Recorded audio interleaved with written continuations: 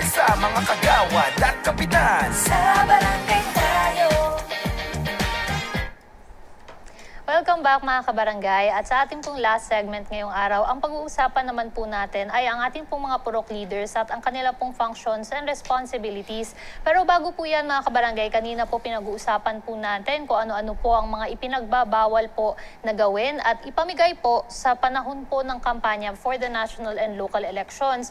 Pero bago po muna tayo pumunta sa ating pong next topic, Kags, may disclaimer lamang po tayo regarding po dun sa mga prohibited from giving or distributing po ng materials. Ayan, maraming salamat. Maraming salamat kay Cap Dondon tsaka kay Kagawad Marie para ni-raise nila itong concern na to kasi sa totoo lang ayaw naming ma-quote na kasi pagka nag-announce kami din usually maraming salamat sa taong bayan, ating mga kabarangay, yun talaga ang sinusunod na.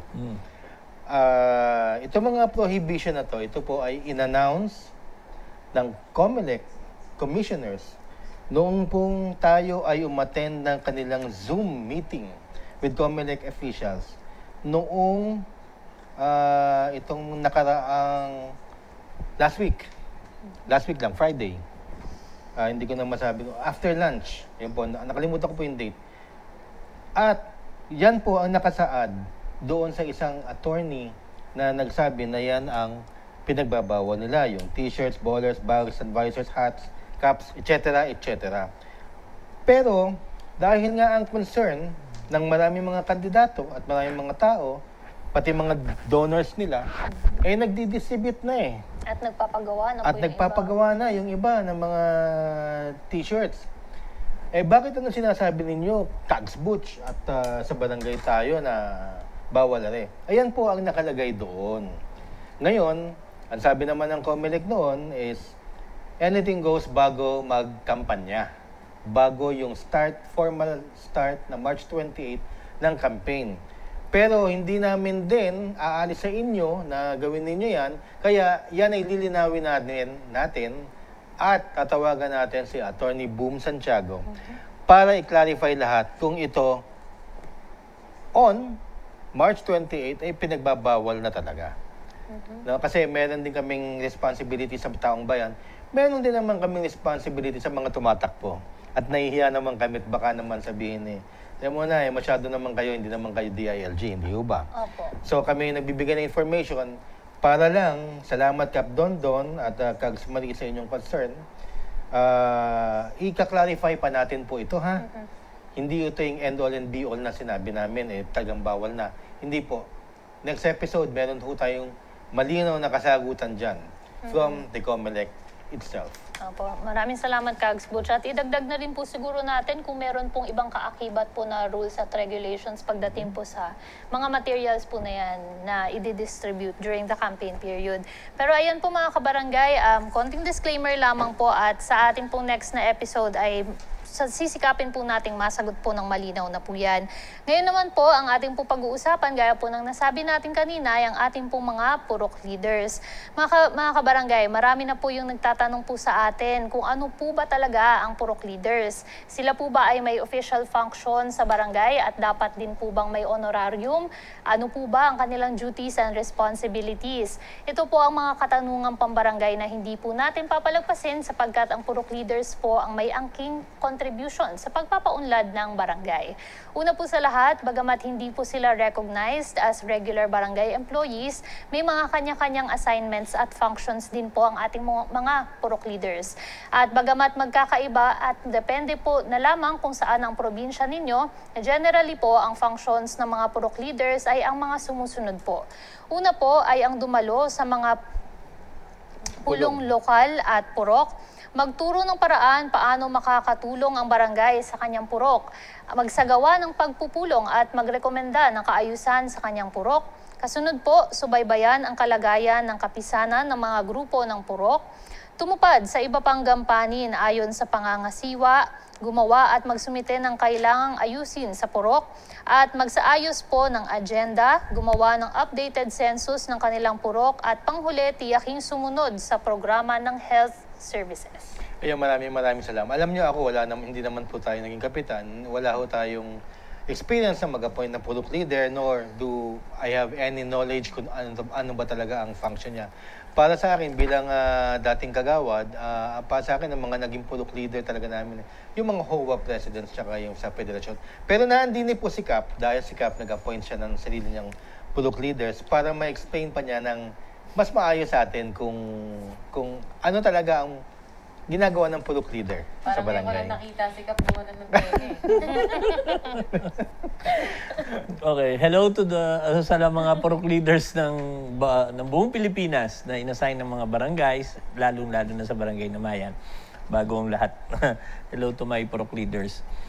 Yung purok leaders ko po kasi ng barangay na Mayan, hindi ko, rather, I'll correct myself. Ang purok leaders ng barangay na Mayan, sila po yung nanggaling po, inassign ko po sila. Kumuha ako ng mga service-oriented na mga tao, hiningi voluntary po ito. Nakiusap po ako sa kanila, baka pwede tulungan niyo ako sa bawat lugar. At sila po naman ay nag-accede o pumayag doon sa aking request na baka pwedeng tumulong sila sa pagpapaganda, pagpapaunlad, at pagiging progresibo ng aming barangay. So, katuwang po ng barangay council ang purok leaders. Katuwang po ng mga constituents ang purok leaders.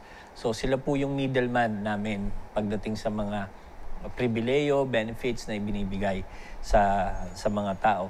Now, Kags Butch, wala talagang sweldo sila. Wala talaga. So, kapag merong konting biyaya na pwede kong ibigay sa kanila, talagang hindi ko pinagdadamot yung biyayang yun. At yun naman ay talagang sana nga nasama dun sa sa local government code yung purok leaders. Kasi lang na yun yung mga iba pa, yung nagtatrabaho sa baba. Kasi parang natin, Kags Butch, Kags Marie. Andiyan ang city government, andiyan ang mayor, ang kanilang katuwang sa baba, sa grassroots, ay mga kapitan sa kakagawad, di po ba? Ang titig naman natin ng kapitan, ang katuwang po nila sa grassroots level naman, per area, ay ang mga purok leaders. Sila yung mga pwede natin asahan. Tapos, pagdating sa peace and order, sino yung mga sabit sa drugs dyan? Sino yung gumagawa ng mali? Sino yung mga merong mga dyan sa Pogo? Yung mga ganun po ba? So, sila yung nagbibigay ng tip, sila yung nagbibigay ng mga advice, may kailangan tubig dito, patubig. Ganun. Yun yung sa akin. Sana masama dun sa pinag-uusapan natin na benefits ang purok leaders. Oo nga po, kasi alam nyo, Kap, malaking tulong ang mga puluk leaders, pero hindi sila recognized as regular barangay employees. Yes. Hindi. Kaya wala silang Honorarium. o anong, kung ano lang ang maabot ni Kap. Ayun ang, kawawa naman din yung mga maliliit na barangay, di ba? Kasi pag wala talagang budget, walang budget. Knowing na ang mga puluk leader, mas alam nila yung lugar nila. Kung anong pwedeng gawin.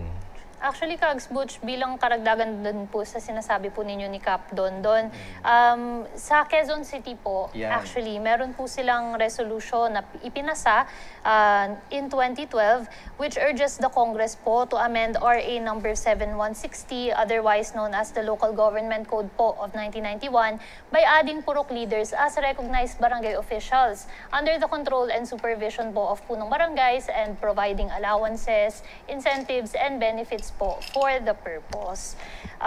Ayan po, may maikokomento po ba kayo tungkol po dito at ito po ba ay naipapatupad na po ba o may pinatunguhan po ba tong resolution na to?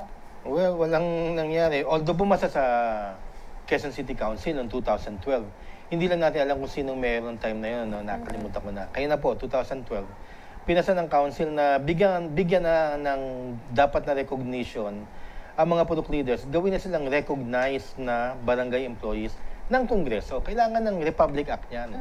So, yun nga yung kina-explain natin, resolution, sentimento nila na ipinasa nila sa Kongreso.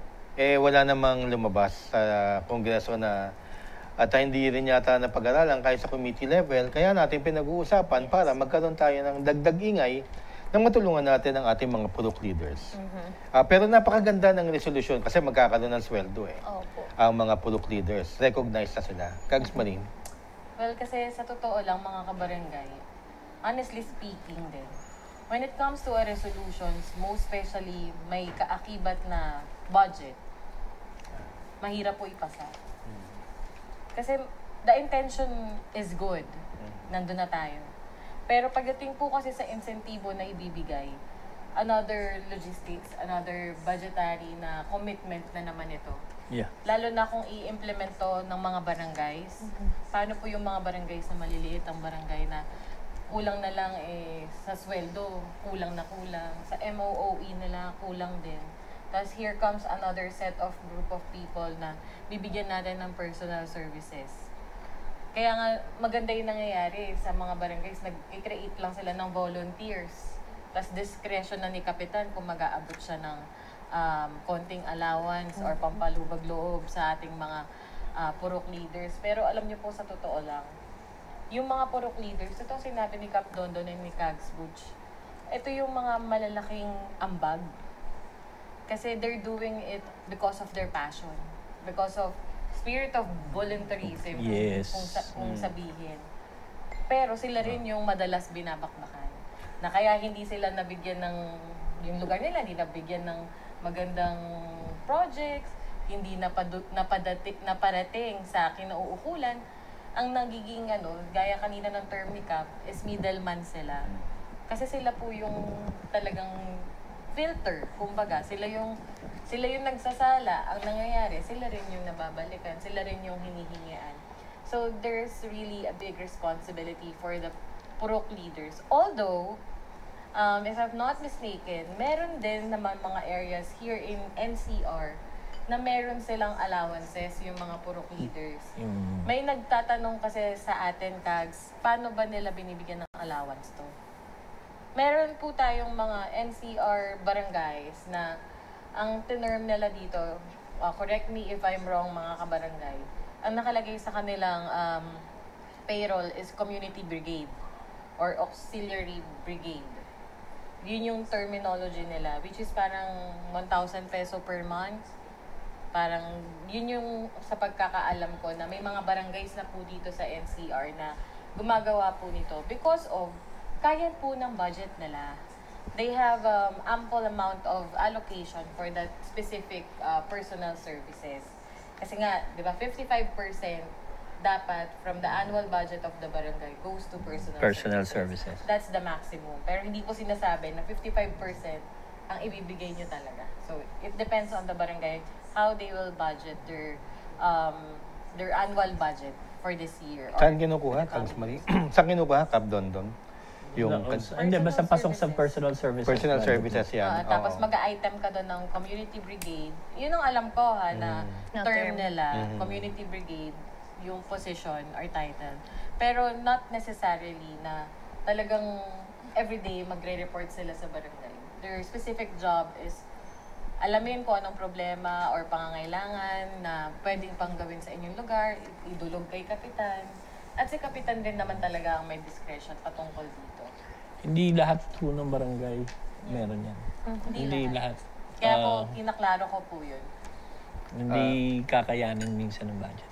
Oo nga. Pero pagka malaki ang barangay, kailangan talaga necessity talaga Totoo po. Pero meron din tayong kasabihan, kasi yan ang eyes and ears ng Kapitan. Meron din tayong kasabihan na kahit anong bait ni Kapitan, pag nasisira siya sa kanyang tao mismo, yun yung tao niya Oo. So, pagka hindi naabutan ng grasya, lahat. Especially, pag nagagamit din sa politika yung mga purok leaders. Kasi, politika rin yan hindi ka magiging purok leader kung hindi ka nakatulong sa Kapitan. Yung iba, ganun ang basis, no? At saka, pagdating na ng politika, yan nga, kung gaano kadami ang tao ng purok leader.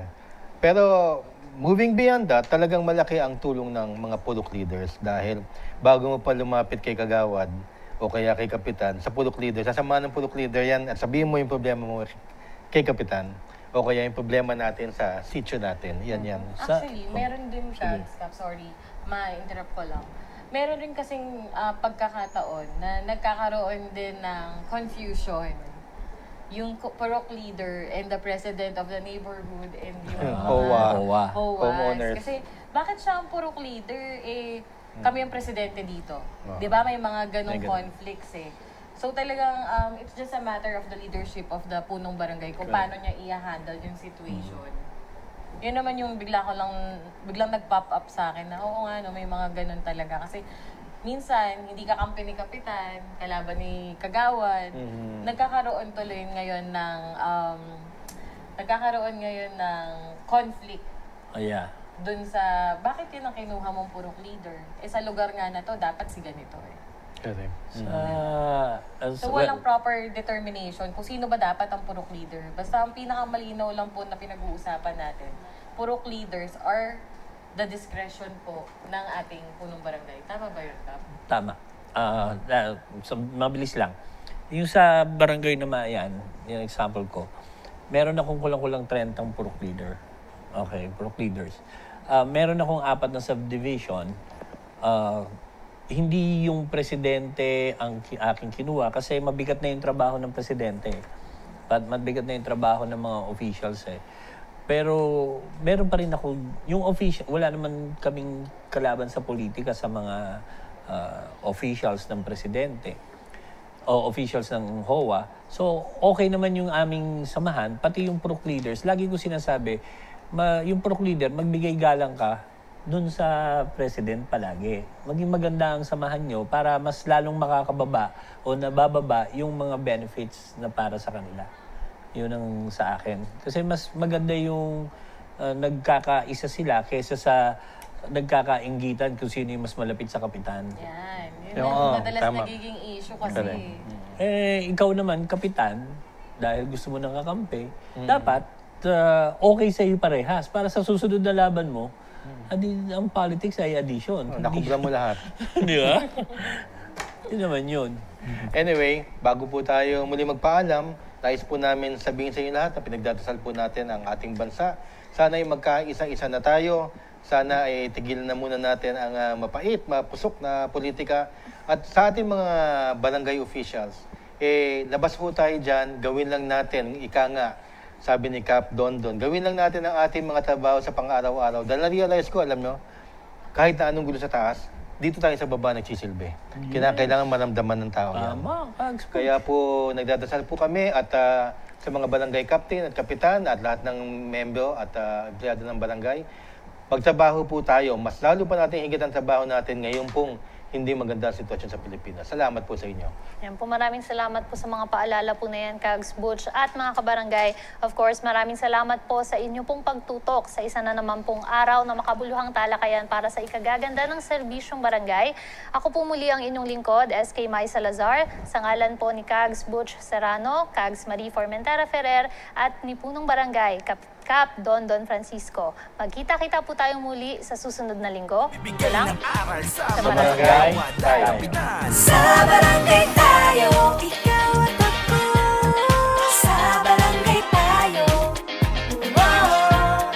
sa barangay tayo, ikaw at ako.